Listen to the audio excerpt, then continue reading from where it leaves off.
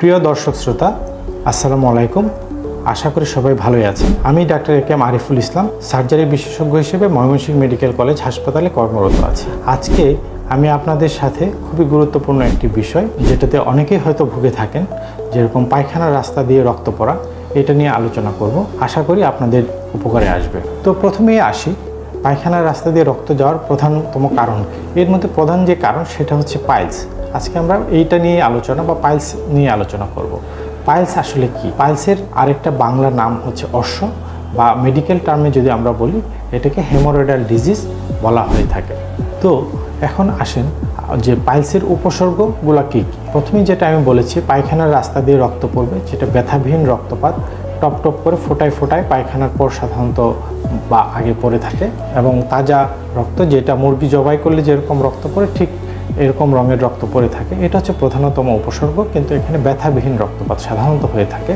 মাংসপিণ্ডের মতো কিছু অংশ, যেটা অ্যানাল কোষণ, যেটা পায়খানার রাস্তা বা মলদ্বারের ভিতরে থাকে, সাধারণত এগুলোর ভিতরে রক্তনালী বা শিরা থাকে, যেগুলো ভিতরে থাকে কিন্তু পায়খানা করার পরে এগুলো বাইরে বের হয়ে আসে। এরকম কিছু জিনিস যেটা রোগীরা সাধারণত বলে থাকে যে আমার পায়খানার পর কোনো কিছু বের হয়ে আসছে বা কোনো কিছু ঝুলে পড়তেছে, এই সমস্যাগুলো নিয়ে আসে। এছাড়া আরেকটা লক্ষণ যেটা দেখা যায়, যে পায়খানার সাথে বা পায়খানার পরে বিজল জাতীয় পদার্থ, যেটা পায়খানার রাস্তা দিয়ে ঝরে থাকে।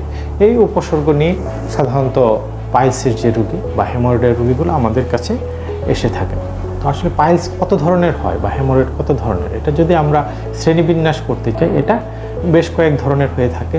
যেরকম প্রথম শ্রেণী বা প্রথম গ্রেডে যেটা থাকে সেটা হচ্ছে শুধুমাত্র ব্যথাবিহীন রক্তপাত। দ্বিতীয় গ্রেডে যেটা থাকে, ব্যথাবিহীন রক্তপাতের সাথে কোনো কিছু ঝুলে আসে কিন্তু সেটা আবার নিজে নিজেই ভেতরে চলে যায়। আর তৃতীয় ধাপে যেটা থাকে, ব্যথাবিহীন রক্তপাতের সাথে কোনো কিছু ঝুলে পড়ে কিন্তু সেটা আর নিজে নিজে ভিতরে চলে যায় না, তখন এটা হাত দিয়ে ঠেলা দিয়ে বা রোগীরা সাধারণত আঙুল দিয়ে পুশ করে ওটা ভিতর দিকে দিতে হয়। আর চতুর্থ ধাপে যেটা হয়, রক্তপাতের সাথে সাথে কোনো কিছু সার্বক্ষণিকভাবে বের হয়ে থাকে বা ঝুলে থাকে, সেটা সহজে আর ভিতরে যায় না। তো আসুন এখন আমরা জেনে নিই পাইলস বা হেমোরয়েড কেন হচ্ছে। তো এটার প্রধানতম কারণ হচ্ছে কোষ্ঠকাঠিন্য বা শক্ত পায়খানা হওয়া, এটাই হচ্ছে প্রধানতম কারণ। এছাড়াও অনেকের যেটা হয় যে শারীরিক পরিশ্রম করতে চান না, অনেকক্ষণ বসে বা দাঁড়িয়ে কাজ করেন, এ ধরনের মানুষদের, পুরুষ নারী সবার নির্বিশেষে সবার হতে পারে। তখন একজন ডাক্তার বা একজন চিকিৎসক কিভাবে বুঝতে পারেন যে তার পাইলসের সমস্যা হয়েছে? সেক্ষেত্রে রোগীর ইতিহাস নেওয়া হয়, এবং ইতিহাস নেওয়ার পর কিছু পরীক্ষা নিরীক্ষা করা হয়। এক্ষেত্রে যেটা শারীরিক পরীক্ষা করা হয়, পায়খানার রাস্তায় সাধারণত ডাক্তার সাহেবেরা পরীক্ষা করে থাকেন, সেটা আঙুল দিয়ে পরীক্ষা করা হয়, অথবা কিছু যন্ত্র ব্যবহার করা হয় যেটাকে প্রোক্টোস্কোপ বলে, যেটা দিয়ে আমরা পরীক্ষা করলে বুঝতে পারি। তো প্রোক্টোস্কোপ ডাক্তার সাহেবদের হাতের কাছেই থাকে এরকম একটা যন্ত্র, যেটা দিয়ে আমরা পরীক্ষা করলে বুঝতে পারি। এটা সাধারণত যে কোনো একজন রোগীর ক্ষেত্রে একবারই ব্যবহার করে। এটা এই ধরনের মেটালিকও থাকে, এটা রিইউজ করা যায় বা স্টেরিলাইজ করে অন্যান্য রোগীদের ক্ষেত্রেও ইউজ করা যেতে পারে। তো এটা দিয়ে দেখলে সাধারণত মলদ্বারের ভিতরে রোগটা কোন পর্যায়ে আছে এটা আমরা সহজেই বুঝে নিতে পারি। তো এখন আসুন আমরা এই পাইলস এর চিকিৎসা পদ্ধতি সম্পর্কে জানি। পাইলসের যে প্রথম এবং দ্বিতীয় যে শ্রেণী, এগুলোর ক্ষেত্রে সাধারণত তেমন অপারেশনের প্রয়োজন হয় না। কিছু নিয়মকানুন যদি রোগীরা মেনে চলে এবং সাধারণ কিছু ওষুধ যদি সেবন করে, সেই ক্ষেত্রে ভালো থাকা সম্ভব। যেরকম রোগীরা প্রথমে যে জীবন ধারণের যে লাইফস্টাইল, সেটাতে কিছু পরিবর্তন আনতে হবে।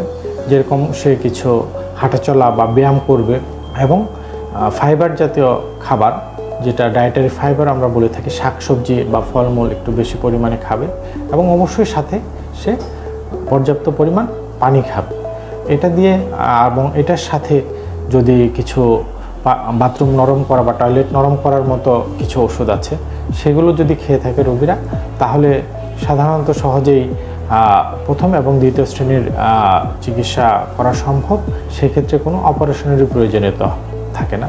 কোনো রোগীরা সাধারণত ইসবগুল, ভুসি অথবা সোনাপাতা এগুলোও খেয়ে থাকেন কেউ, অনেকের এটাতেও উপকার হয়। এখন আমি তৃতীয় এবং চতুর্থ শ্রেণীর যে পাইলসের রোগীরা আসে তাদের চিকিৎসার ব্যাপারে বলি। তাদের ক্ষেত্রে বেশিরভাগ ক্ষেত্রেই দেখা যায় যে চিকিৎসা বা ওষুধের মাধ্যমে বা লাইফস্টাইল মডিফিকেশনের মাধ্যমে সম্ভব হয়ে থাকে না। সেক্ষেত্রে অপারেশনের প্রয়োজনীয়তা দেখা দেয়। অপারেশন বিভিন্নভাবে করা যেতে পারে, সেটা কেটে করা যেতে পারে, না কেটে একটা মেশিন আছে যেটা বহুল প্রচলিতভাবে লঙ্গ মেশিন বলা হয়, সেই মেশিনের সাহায্যেও করা যেতে পারে। যেরকম এই ধরনের একটা মেশিন, এটাকে লঙ্গ মেশিন বলা হয়ে থাকে।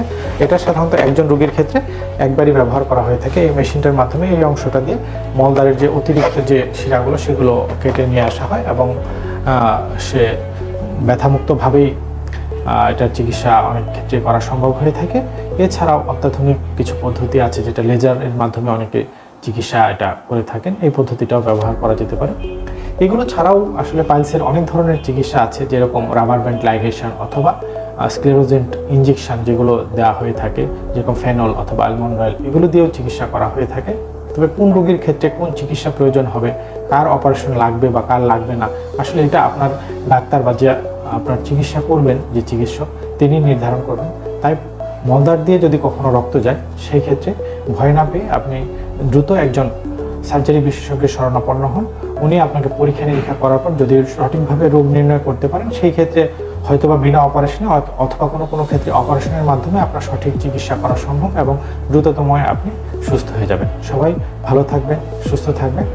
আবার দেখা হবে অন্য কোনো বিষয় নিয়ে। আজকে এই পর্যন্ত, ধন্যবাদ।